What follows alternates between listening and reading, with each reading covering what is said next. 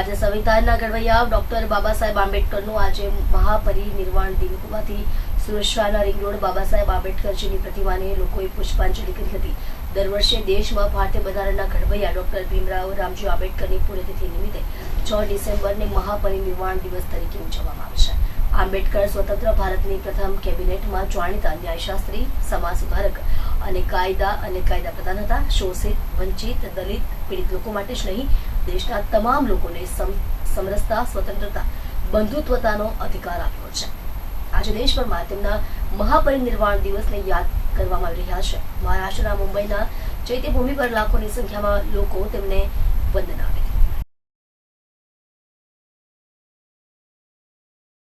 આજે સુરત ખાતે ring road પર આવેલ વિશ્વ રત્ન પરમ પૂજ્ય બોધિસત્વ ડોક્ટર આંબેડકરજીની પ્રતિમા આવેલી છે। એમના 68મા મહાપરિનિર્વાણ દિને સુરતની હજારો જનતા અહીંયા આવીને એમને અભિવાદન કરે છે, એમને પ્રતિમાને પુષ્પાર્પણ કરે છે।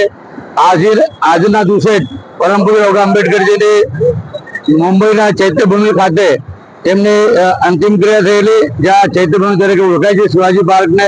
અને આજે લાખોની સંખ્યામાં અમારા બાબા સાહેબ આંબેડકર અને બાબા સાહેબનો માનનાર અનુયાયીઓ, એસસી એસટી સમાજના લોકો લાખોની સંખ્યામાં દાદર ચૈત્યભૂમિ ખાતે એમને શ્રદ્ધાંજલિ આપવા ત્યાં એકઠા થયા છે। આજે અમે પણ સૌ એસસી એસટી નાગરિકો પરમ પૂજ્ય બાબા સાહેબ આંબેડકરજીના વિચારોને અભિવાદન કરવા ભેગા થયા છે। ડોક્ટર સાહેબ આંબેડકરજીએ જે સંદેશ અમને આપ્યો હતો, શિક્ષિત બનો, સંગઠિત બનો અને પોતાના હક અને અધિકાર માટે સંઘર્ષ કરો, આજે બાબા સાહેબ આંબેડકરના આદર્શની સૌને જરૂર છે।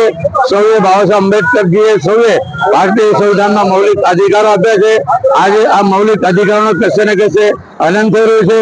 આજે બાબા સાહેબે કીધું શિક્ષિત બનો, કશે ને કશે એસસી ઓબીસી માઇનોર સમાજની શિક્ષાથી વંચિત રાખવાનું કામ સત્તામાં બેસેલા કેટલાક મનુવાદો પરિબળો કરી રહ્યા છે। અમારા આર્થિક સમસ્યાઓ એમ ઊભી છે, અમારા નોકરીના પ્રશ્ન છે। બાબા આંબેડકરે જે તમામ વાતો કરી હતી એ તમામ વાતોને આજે કશે ના કશે સત્તામાં બેસેલા લોકો હાનિ પહોંચાડી રહ્યા છે। ત્યારે અમારી સૌની ફરજ છે બાબા આંબેડકર બતાવેલ લીલા ઝંડા નીચે એક થઈને પોતાના હક અધિકાર માટે અમે સંઘર્ષ કરવાનો સમય બાકી રહ્યો છે। સૌ નવજવાનો અને યુવકોને મારી વિનંતી છે કે કોઈ પણ પ્રકારનો મતભેદ વગર, કોઈ પણ રાજકીય કે આર્થિક કે સામાજિક ભેદભાવ વગર આપણે સૌએ લીલા ઝંડા એક થઈને આ બાબા સાહેબ આંબેડકરના મિશનને આગળ લાવવા જોઈએ। એ જ બાબા સાહેબ આંબેડકરને સાચી શ્રદ્ધાંજલિ થશે। જય